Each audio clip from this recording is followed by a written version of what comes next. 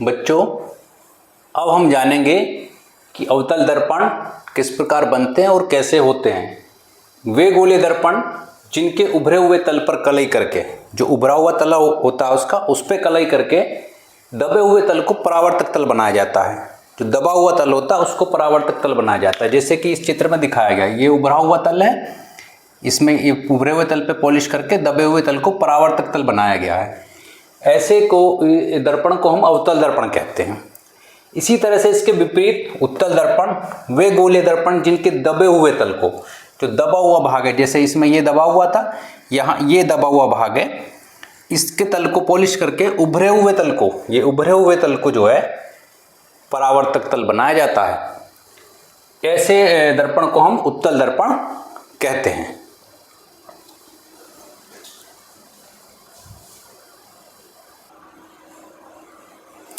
अब हम जानेंगे कि प्रतिबिंब कैसे बनते हैं। प्रतिबिंब क्या होते हैं?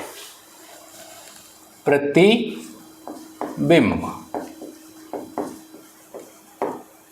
यानी इमेज।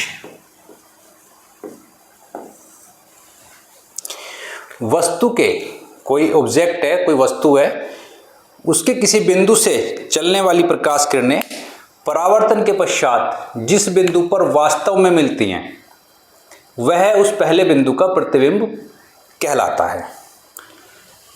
किसी वस्तु के किसी बिंदु से चलने वाली प्रकाश किरण परावर्तन के पश्चात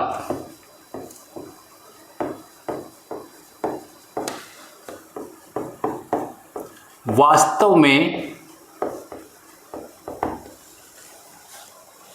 जिस बिंदु पर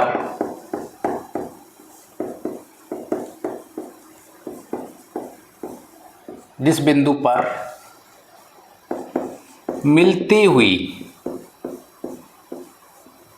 हुई प्रतीत होती हैं, वह पहले बिंदु का प्रतिबिंब कहलाता है। यानी कि जिस पे वो वास्तव में मिलेंगी वो पहले बिंदु का प्रतिबिंब कहलाएगा। प्रतिबिंब भी दो प्रकार के होते हैं। प्रतिबिंब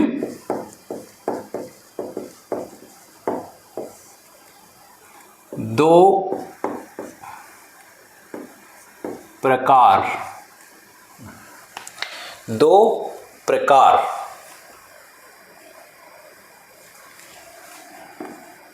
प्रकार के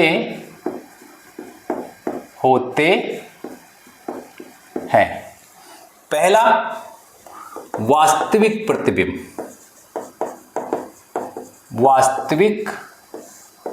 प्रतिबिंब, यानी रियल इमेज,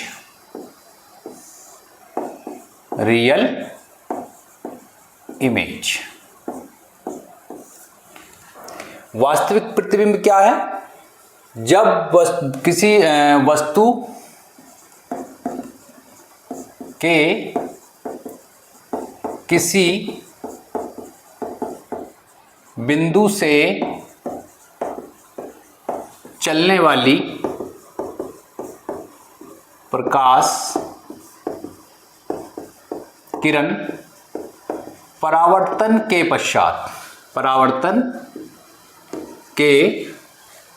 पश्चात वास्तव में किसी बिंदु पर मिलती हैं,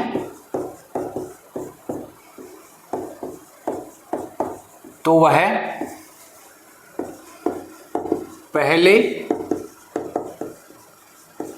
बिंदु का वास्तविक प्रतिबिंब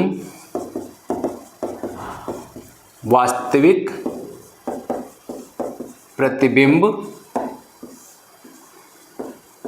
कहलाता है। इसे हम पर्दे पर भी ले सकते हैं। इसे पर्दे पर प्राप्त किया जा सकता है। पर्दे पर प्राप्त किया जा सकता है। इसको पर्दे पर प्राप्त किया जा सकता है, किया जा सकता है। इसकी विशेषता क्या होगी? यह उल्टा, सदैव उल्टा प्राप्त होगा, सदैव उल्टा प्राप्त होता है। इसको हम इस चित्र में देख सकते हैं। ये एक अवतल दर्पण ले रहे हैं हम, और अवतल दर्पण में यहाँ ये कोई वस्तु रखी हुई है, ए बी डैश ए, और ये यहाँ से प्रकाश किरण दर्पण से टकराई, दर्पण के पश्चात फोकस से होकर जाती है परावर्तन के पश्चात, और एक प्रकाश किरण जाती है सी वक्रता केंद्र से। तो जो यहाँ पर ये काटते हैं वहीं ये प्रतिबिंब हमको प्राप्त होता है। इसको कहते हैं हम ए डैश बी डैश। तो ए डैश वस्तु ए बी का ए डैश बी डैश वास्तविक प्रतिबिंब है, वास्तविक प्रतिबिंब है। दूसरा होता है आभासी प्रतिबिंब। दूसरा आभासी प्रतिबिंब, यानी कि इसे कहते हैं वर्चुअल इमेज, वर्चुअल इमेज। इसमें क्या होगा कि जब वस्तु से चलने वाली प्रकाश किरण परावर्तन के पश्चात फैल जाती है और किसी दूसरे बिंदु से आती हुई प्रतीत होती है, तब यह पहले बिंदु का आभासी प्रतिबिंब कहलाता है। वस्तु के किसी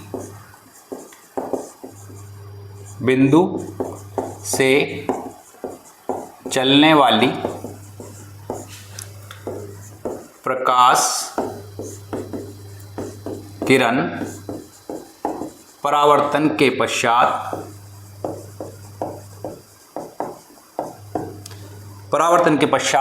अपसारी,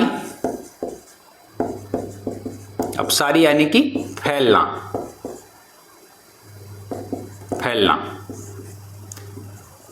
हो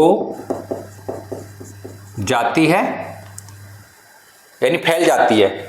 ठीक है, अर्थात किसी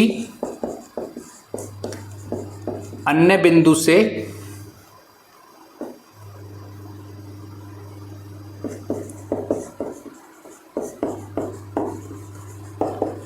आती हुई प्रतीत होती है, जहां मिलती है वह पहले बिंदु का आभासी प्रतिबिंब कहलाता है।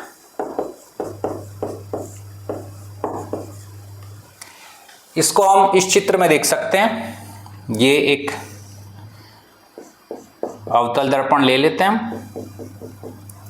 और इसको जो है यहाँ कोई भी वस्तु हमारी रखी हुई है, ये यहाँ जाके परावर्तित होगी और एक प्रकाश किरण यहां से चलेगी, जो कि ये C पॉइंट, ये है F, और ये जाएगी आगे दर्पण पे। और जब इनको हम आगे बढ़ाते जाते हैं, जब इनको बढ़ाते जाएंगे आगे, तो ये लास्ट में इधर कहीं जाकर के मिल जाएगी। यही वस्तु का आभासी प्रतिबिंब, ये जो वस्तु हमारी A और B रखी हुई थी, इसका A डैश B डैश, ये आभासी प्रतिबिंब हमें दर्पण के पीछे प्राप्त होगा और ये सदैव उल्टा होगा। ये नहीं, ये सदैव सीधा प्राप्त होता है, सदैव सीधा प्राप्त होता है। इसकी यही विशेषता, ये सीधा प्राप्त होगा। Thank you.